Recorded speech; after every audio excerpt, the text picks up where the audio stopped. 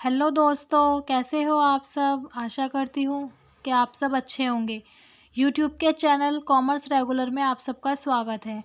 हमने इससे पहली क्लास में क्या पढ़ा था? हमने इससे पहली क्लास में पढ़ा था रिटर्न की entry, purchase return, sales return. Company ने दावा स्वीकार किया, हमने ये एंट्रियाँ देखी थी कि किस तरीके से एंट्री होती हैं। आज हम देखेंगे कि बीमा कंपनी से दावा राशि प्राप्त हुई। हमने क्या देखा था अब तक कि बीमा कंपनी ने दावा स्वीकार किया। हमारा माल था कोई, वो आग से नष्ट हो गया। माल था हमारा 20,000 रुपये का और वो आग से नष्ट हो गया। 20,000 का माल था, 20,000 का माल था, वो आग से नष्ट हो गया। बीमा कंपनी वालों ने कहा कि हम तुम्हारा 15,000 रुपये का दावा स्वीकार करेंगे। तो 5,000 रुपये हमारे कहाँ जाएंगे? वो P&L अकाउंट में जाएंगे। ओके, तो जो 5,000 रुपये P&L अकाउंट में जाएंगे और जो हमारे 15,000 जो है वो 15,000 जो है हमारे कहाँ जाएंगे? वो इंश्योरेंस में, कि दावा कंपनी ने स्वीकार कर, तो इंश्योरेंस कंपनी के अकाउंट हमारे 15,000 जाएंगे। 5,000 कहाँ जाएंगे? P&L अकाउंट में। इतना आपको समझ में आया था। अब हम देखेंगे कि हमें वो राशि प्राप्त हो गई, कि बीमा कंपनी से दावा राशि प्राप्त हुई 15,000 रुपये। प्राप्त होने पर क्या एंट्री करोगे? Cash account debit to insurance company. Cash कौन सा अकाउंट है? हमारा रियल अकाउंट है। और इंश्योरेंस कंपनी ये कौन सा अकाउंट है? ये पर्सनल अकाउंट है, ये कृतम खाता है। ये पर्सनल अकाउंट में कौन सा खाता है? कृतम खाता है ना। तो ठीक है, cash account debit to insurance company account 15,000 रुपये हमें कैश प्राप्त हो गया। कैश हमें प्राप्त हुआ, दावा कंपनी से हमें पैसे प्राप्त हो गए। तो क्या आ रहा है हमारे पास? कैश आ रहा है। देने वाली कौन है? Insurance company. तो cash account debit to insurance company. अब देखो, निजी प्रयोग हेतु या घरेलू प्रयोग हेतु धन निकालना। निजी प्रयोग या घरेलू प्रयोग या व्यक्तिगत खर्च के लिए धन निकालना या कुछ भी संपत्ति यूज में लेना, उसे हम क्या कहते हैं? निजी प्रयोग को कहते हैं हम ड्राइंग। तो ड्राइंग क्या होता है? अगर डेफिनेशन पूछ ले तुमसे कोई कि ड्राइंग्स होता क्या है, तो ड्राइंग्स तुम बताओगे कि अपने व्यापार से कुछ भी, जिस भी चीज़ का तुम्हारा बिजनेस है, साइकिल का, कंप्यूटर का, फर्नीचर का, मशीन का, जिस भी चीज़ का, तो ड्राइंग उसे कहते हैं जब हम पर्सनल यूज़ के लिए व्यापार से निकाल लेते हैं, अपने पर्सनल यूज़ के लिए। ठीक है, तो देखो, निजी प्रयोग हेतु नगद निकाले। अब निजी प्रयोग हेतु हम कैश भी तो निकाल सकते हैं ना, हमें कैश की भी तो ज़रूरत पड़ सकती है। तो निजी प्रयोग हेतु 2,000 रुपये नगद निकाले। निकालने की क्या एंट्री होती है? Drawings account debit to cash, यही तो होगी ना। निजी प्रयोग हेतु धन निकाला। धन निकाला, हमारे पास क्या आ रहा है? धन आ रहा है। ठीक है, लेकिन यहाँ पर हम ड्राइंग लिखेंगे। नगद रियल अकाउंट का, इसमें क्या होता है? आने वाली वस्तु डेबिट करो, जाने वाली वस्तु क्रेडिट करो। वस्तु होती है इसमें, तो हम निकाल क्या रहे हैं? ड्राइंग्स से निकाल रहे हैं हम व्यापार से। जो हम पैसा निकाल रहे हैं उसका नाम क्या है? ड्राइंग्स। हमने अपने पर्सनल यूज़ के लिए निकाला, तो drawings account debit to cash. ठीक है, 2,000 रुपये 2,000 रुपये। निजी प्रयोग हेतु माल निकाला। निजी प्रयोग हेतु 2,000 रुपये का माल निकाला, तो क्या होगी? ड्राइंग्स हमारा पर्सनल अकाउंट होता है, रिप्रेजेंटेटिव अकाउंट में आता है ना। Drawings account debit to purchase. माल निकाला तो क्या? परचेज। माल निकाला है, परचेज लिख दो, इसकी जगह स्टॉक लिख दो। ओके, अब नेक्स्ट देखो, निजी प्रयोग हेतु 2,000 रुपये का फर्नीचर निकाला। फर्नीचर निकाला तो वही ड्राइंग्स ऊपर आएगा, drawings account debit to furniture. Furniture आ जाएगा यहाँ पर। यहाँ पे फर्नीचर, कैश, मशीन, स्टॉक, कुछ भी हो यहाँ पर वही आएगा। ठीक है, अब देखो, निजी प्रयोग हेतु 2,000 रुपये का फर्नीचर खरीद। निजी प्रयोग हेतु, अभी निजी प्रयोग है, निजी प्रयोग हेतु 2,000 रुपये का फर्नीचर खरीदा। हमने अपने खुद के पर्सनल यूज़ के लिए खरीदा, ऑफिस के लिए नहीं खरीदा, पर्सनल यूज़ के लिए हमने फर्नीचर खरीदा। तो हम इसकी एंट्री क्या करेंगे? फर्नीचर अकाउंट डेबिट करेंगे, ड्राइंग्स अकाउंट डेबिट करेंगे। Furniture account debit to cash या फर्नीचर, या drawings account debit to cash या फर्नीचर करेंगे। तो निजी प्रयोग हेतु हमने फर्नीचर खरीदा, यहाँ पे क्या लगाए? निजी प्रयोग लगाए, तो क्या आएगा? Drawings account debit to cash या फर्नीचर, है ना। तो यहाँ पर हम लगा देंगे कैश अकाउंट। ठीक है, एंट्री क्या बनती है? एंट्री क्या बनती है? जब हमने फर्नीचर खरीदा हो तो purchase account, furniture account debit to cash, है ना। तो यहाँ पर क्या लिखेंगे? यहाँ पे drawings account debit to cash account. Okay, आया समझ। अब देखो कौन सी एंट्री है हमारी, के बीमा प्रीमियम चुकाया। बीमा प्रीमियम हमने चुकाया, हमारा खर्चा है ये बीमा प्रीमियम चुकाना। तो हमारे खर्चे क्या होते हैं? सभी डेबिट होते हैं। सभी इनकम क्या होती है? हमारी क्रेडिट होती है। तो बीमा प्रीमियम चुकाया 1,500 रुपये, तो insurance premium account debit to cash. ठीक है, बीमा चुकाया, insurance premium account debit to cash. Rent किराया चुकाया तो rent account debit to cash. वेतन चुकाया, salary account debit to cash. इस तरीके से ये होगा। तो फर्म की संपत्तियां देखो, बीमा प्रीमियम चुकाया तो insurance company account debit to cash, ठीक है। अब बीमा प्रीमियम जीवन प्रीमियम चुकाया 1500 रुपये। जीवन प्रीमियम चुकाया 1500 रुपये। तो जीवन प्रीमियम हमने कहाँ से चुकाया होगा? अपने बिजनेस से चुकाया होगा, है ना। तो क्या लाइफ इंश्योरेंस प्रीमियम लिखेंगे, ड्रॉइंग्स अकाउंट लिखेंगे?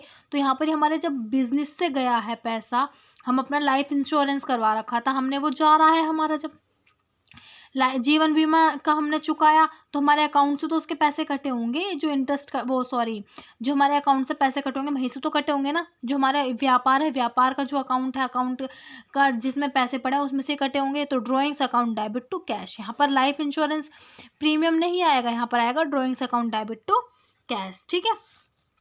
अब देखो, ये आयकर चुकाया, ये आयकर क्या है? हमारा निजी खर्च है। इनकम टैक्स चुकाया, ये भी व्यापार से संबंधित है तो निजी खर्च है हमारा। तो यहाँ पर भी ड्रॉइंग्स करेंगे, drawings account debit to cash. Income tax नहीं आएगा यहाँ पर, ठीक है। ये बात तुमको ध्यान रखनी होगी कि आयकर चुकाया, सीधा सीधा तुमने एंट्री बना दी, income tax account debit to cash कर दिया, लेकिन वहाँ पर ये गलत हो जाएगा क्योंकि इनकम टैक्स हमारा क्या है? वो हमारा व्यापार से संबंधित है। तो हम यहाँ पर करेंगे ड्रॉइंग्स। व्यापार से संबंधित है तो व्यापार से जब निजी प्रयोग के लिए हम कुछ भी निकालते हैं तो ड्रॉइंग्स कहलाता है। यहाँ पर क्या है? ये drawings account debit to cash हो जाएगा 4-4 हज़ार रुपये का। देखो, मोटर कार मरम्मत व चुकाए। मोटर कार मरम्मत व चुकाए, तुमने रिपेयरिंग कराई, कितने की? 2000 रुपये की, जो स्वामी के घरेलू उपयोग में काम आती थी। भाई मोटर कार व्यय चुकाए 2000 रुपये, जो स्वामी के घरेलू प्रयोग में काम में आती थी। तो इसकी एंट्री क्या बनेगी? Repair account debit to cash बनेगी। अगर हम अपने सीधे स्वभाव में बनाए तो ये एंट्री बनेगी। लेकिन क्या drawings account debit to cash भी हो सकता है ना। तो देखो, यदि रिपेयर डेबिट किया जाता है तो यह पृथक अस्तित्व की अवधारणा का उल्लंघन करेगा, ठीक है। पृथक अस्तित्व की अवधारणा क्या कहती है? कि मालिक और व्यापार दोनों अलग अलग हैं, ठीक है। तो मोटर कार पर हरास 5000 रुपये, 50% मोटर कार का प्रयोग घरेलू प्रयोग के लिए किया जाता है। तो डेप्रिसिएशन अकाउंट इतना, ड्रॉइंग्स अकाउंट इतनी टू मोटर कार, ये एंट्री बनी यहाँ पर कि मोटर कार मरम्मत व चुकाए जो स्वामी के घरेलू प्रयोग में काम में आती। तो हम यहाँ पे लिखेंगे drawings account debit to cash, यहाँ पर रिपेयर नहीं आएगा, ठीक है। अब यदि रिपेयर डेबिट किया जाता है, यदि रिपेयर हमें डेबिट कर देते तो क्या होता? पृथक अस्तित्व की अवधारणा का यह उल्लंघन करता, ठीक है। क्योंकि ये घरेलू प्रयोग क्या होता है? निजी प्रयोग, घरेलू प्रयोग में काम में आती है, ओके। तो यहाँ पे ड्रॉइंग्स का आ जाएगा। अब देखो, मोटर कार पर हरास 5,000 रुपये, 50% मोटर कार का प्रयोग घरेलू उपयोग के लिए किया जाता है। मतलब वो आधी तो घर के लिए प्रयोग होती थी और आधी ऑफिस के लिए प्रयोग होती थी। ऐसा नहीं बीच में से टुकड़े कर रहे हैं, नहीं, घर के काम में भी वो यूज़ हो रही थी और व्यापार के काम में भी यूज़ हो रही थी। कौन? Motor car. तो हम क्या करेंगे? डेप्रिसिएशन अकाउंट 2500 रुपये तो हम अपने घर पे डालेंगे, डेप्रिसिएशन 2500 रुपये तो हम P&L अकाउंट में डालेंगे। और ड्रॉइंग्स अकाउंट जो है, ड्रॉइंग्स अकाउंट ये हमारी कैपिटल में से कम हो जाएगा, ठीक है। तो डेप्रिसिएशन अकाउंट 2500 ये हमारे कहाँ जाएगा? P&L में जाएगा। ड्रॉइंग कहाँ जाएगी? हमारी कैपिटल में से कम हो जाएगी। और टू मोटर कार कितने की थी? 5000 की, ठीक है। समझ में आई तुम्हें ये एंट्री? कुछ समझ में ना आए तो आप मुझसे बेझिझक होकर पूछ सकते हो, कमेंट कर सकते हो। देखो, संपत्ति हरास, संपत्ति क्रय। संपत्ति खरीदना होता क्या है? संपत्ति क्रय क्या होता है कि जब हम अपने व्यापार में प्रयोग करते हैं किसी वस्तु को, है ना, किसी संपत्ति को, किसी अपने व्यापार को अच्छे तरीके से चलाने के लिए, सुचारू रूप से चलाने के लिए हमें क्या? संपत्तियों की आवश्यकता पड़ती है। संपत्ति में कार हो गई, है ना, हमारी मोटर कार हो गई, हमारी मशीनरी हो गई, फर्नीचर होगी, क्या है? हमारी संपत्ति है। देखो, संपत्ति क्रय करते समय होने वाले सभी खर्चों को संपत्ति की लागत में शामिल किया जाता है। संपत्ति की लागत, तुमने वो खरीदी 2000 रुपये की, मान लो तुमने कोई फर्नीचर खरीदा 10,000 रुपये का, 10,000 रुपये तुमने फर्नीचर खरीदा, उसको अपने व्यापार तक लाने में, अपने व्यापार तक लाने में 1,000 रुपये खर्च होगा। उसको स्थापना कराने में, उसे लगवाने में, सब में कितना खर्च आएगा? 1,000 रुपये।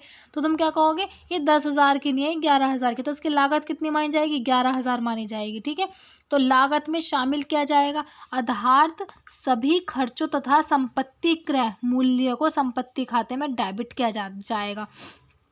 संपत्ति क्रय के विचार से लेकर उसे खरीदने, स्थापित करने व फर्स्ट ट्रायल तक के सभी खर्चे संपत्ति की लागत में सम्मिलित होंगे। मैंने क्या बताया तुमको कि संपत्ति खरीदने पर, जो हमने संपत्ति खरीदी 10,000 रुपये की, उसे अपने व्यापार तक लाए हमने, उसमें जो भी खर्चा किया है, स्थापना व फर्स्ट ट्रायल जो भी है, उसे लाने में, उसे लाने तक 1,000 रुपये हमारे खर्च हो गए। तो हम क्या कहेंगे? इसकी लागत 11,000 है। ठीक है, देखो, परंतु ऐसे खर्च जो प्रतिवर्ष होते हैं उन्हें लागत में शामिल नहीं किया जाता। प्रतिवर्ष कैसे होंगे? हमें मशीनरी का ह्रास लगेगा, उस पर मशीनरी पर डेप्रिसिएशन लगेगा, फर्नीचर पर डेप्रिसिएशन लगेगा, तो वो उसमें लागत में इंक्लूड नहीं होते हैं। जैसे कि ये एंट्री देखो, मशीनरी खरीदी तो machinery account debit to cash. हम ये फर्नीचर खरीदने की भी ये एंट्री होती थी, furniture account debit to cash. Machinery कौन सा अकाउंट है तुम्हारा? रियल अकाउंट है। कैश कौन सा अकाउंट है तुम्हारा? ये भी रियल अकाउंट है। तो machinery account debit to cash 20,000 रुपये की। अब मशीनरी खरीदी 20,000 रुपये की, गाड़ी भाड़ा 4,000 रुपये था, स्थापना वे 1,000 रुपये चुकाया। ठीक है, तो कितना? ये 20, 4, 24, 1, 25। तो हमारे सब में जोड़ देंगे। 20, 4, ये जो भी है, ये इसका क्या है? ये स्थापना व्यय भाड़ा, ये क्या है? ये इसकी लागत मूल्य है। किसका? मशीन का, क्योंकि हमने 20,000 में खरीदी थी, 4,000 हमने उसको गाड़ी भाड़ा दिया और 1,000 रुपये हमारे किस में लगे? स्थापना व्यय में लगे। तो हम कहेंगे कि हमारी जो मशीनरी थी वो कितने की पड़ी? 25,000 रुपये की पड़ी। मशीनरी की लागत है ये, लागत। तो क्या होगी? Machinery account debit to cash 25,000 रुपये, 25,000 रुपये। ओके, देखो, पुराना स्कूटर खरीदा 10,000 रुपये, मरम्मत व्यय 20,000 रुपये। पुराना स्कूटर खरीदा हमने 10,000 रुपये का, मरम्मत व्यय कितना दिया? 20,000 रुपये दिया।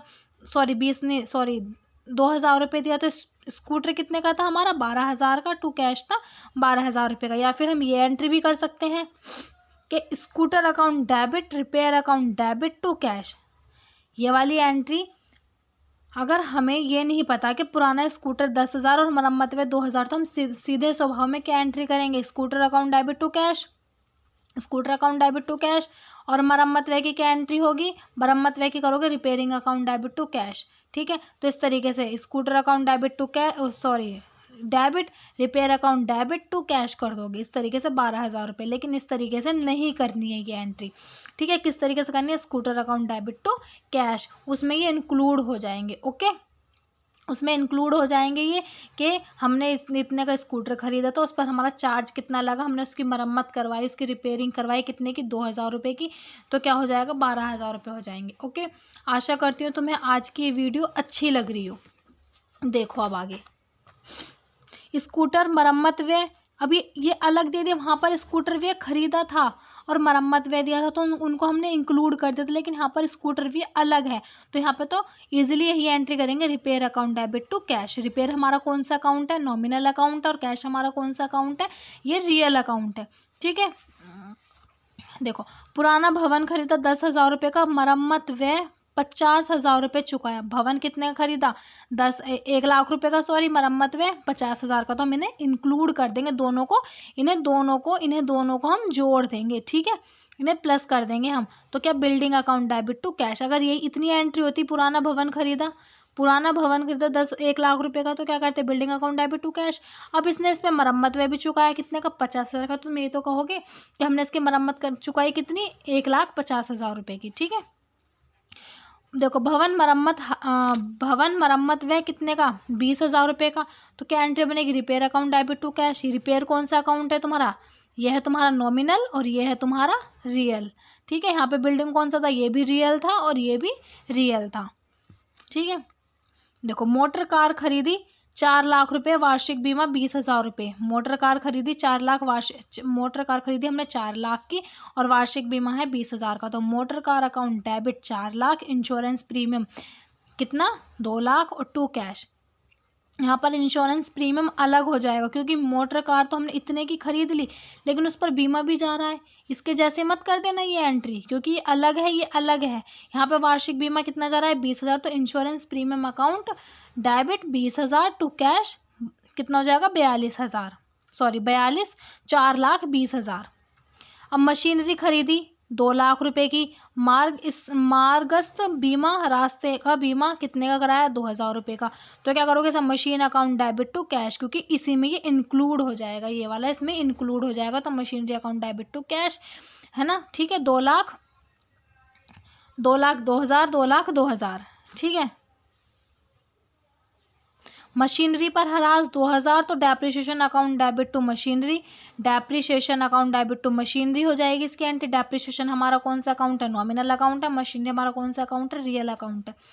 मशीनरी मरम्मत है, मशीनरी मरम्मत है तो repair account debit to cash कर देंगे अपना, है ना। Repair account debit to cash, ये कौन सा है, नॉमिनल अकाउंट है। ये कौन सा अकाउंट है, तुम्हारा रियल अकाउंट है, ठीक है। मैं आशा करती हूँ आज की आपको ये वीडियो अच्छी लगी हो। अगर अच्छी लगे तो प्लीज़ लाइक करना, सब्सक्राइब करना, कमेंट करना और बेल आइकन को प्रेस कर देना, ताकि समय से सारी वीडियो तुम तक पहुँचती रहे।